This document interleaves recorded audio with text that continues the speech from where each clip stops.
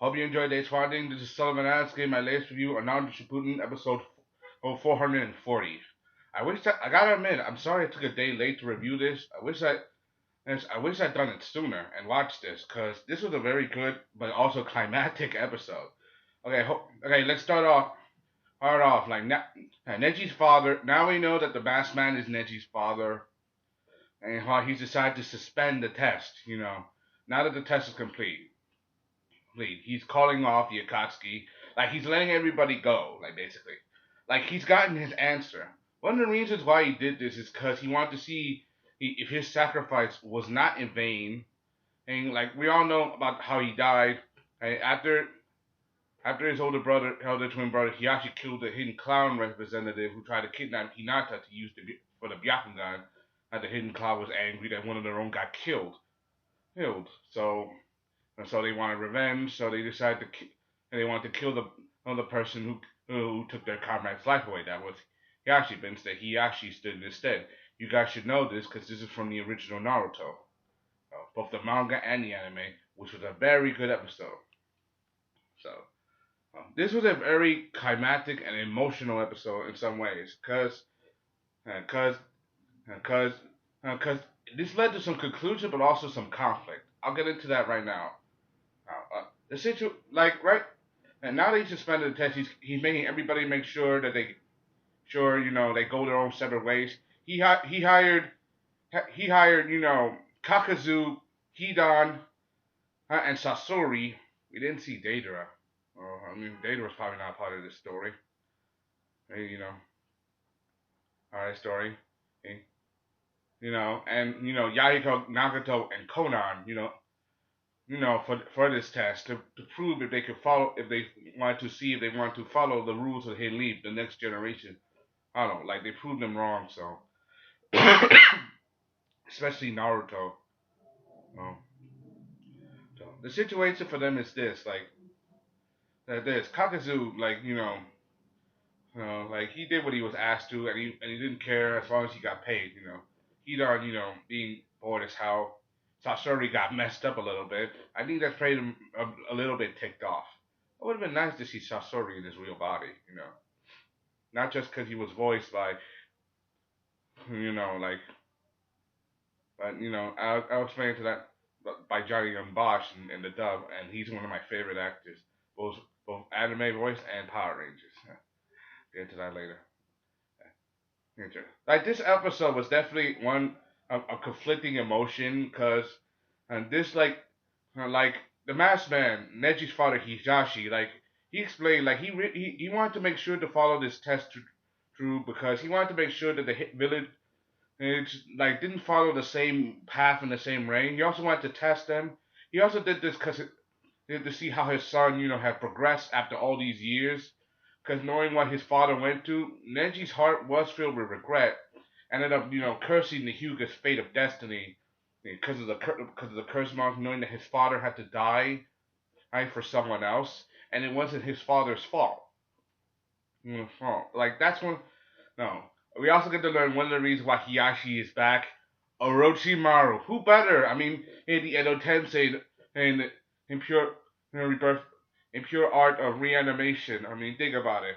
Like, who else would probably bring back a dead shinobi to manipulate and even though Hisashi, no acted looked like he acted on his own. Orochimaru was the one secretly pulling the things in a way. He's the one that brought him back, and we look like we saw him a couple episodes back confronted by Jiraiya, but Jiraiya, it looked like they didn't fight or anything, like because the background he looked white and he had silver hair, kind of like Kakashi. I thought it was Kakashi, but he was captured, but no, it was Orochimaru. You remember what he looks like when he shifted bodies between the end of part one and part two of Naruto, both the manga and the anime. So it was Orochimaru. Uh, you know, uh, you know, that's a pretty good twist. Yeah, cause I saw this in a preview. I just didn't say anything because my mind was like literally, it went to eyes so fast I didn't even notice that was Orochimaru. So yeah.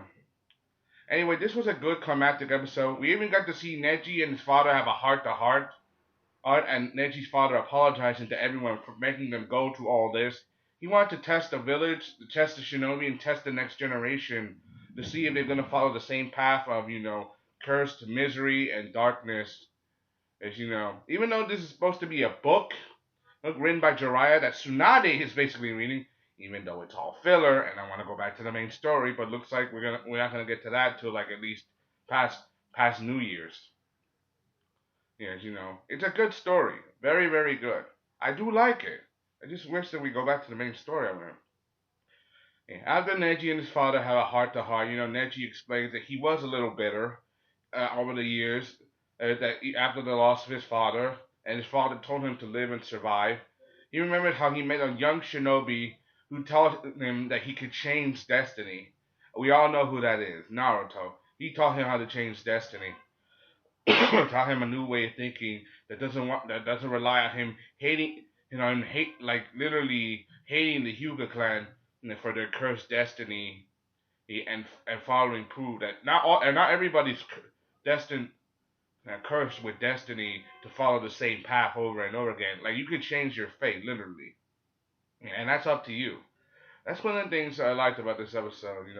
And we all know you gotta know about the secret of reanimation. And once the soul becomes bound and reanimated, they become a puppet, and literally the person who's controlling them, or they can act on their own will. However, there's only two ways to undo the jutsu. One way is to undo the jutsu is the user, obviously. The other is you have to confront your feelings. Confronting your feelings means that you're no longer bound by regret. Means that whatever literally tethers you to the earth, whatever sadness keeps you in grief, you confront them, and there's no hold on the jutsu. The jutsu has no hold on you. Basically, it's literally confronting your feelings. That's what things.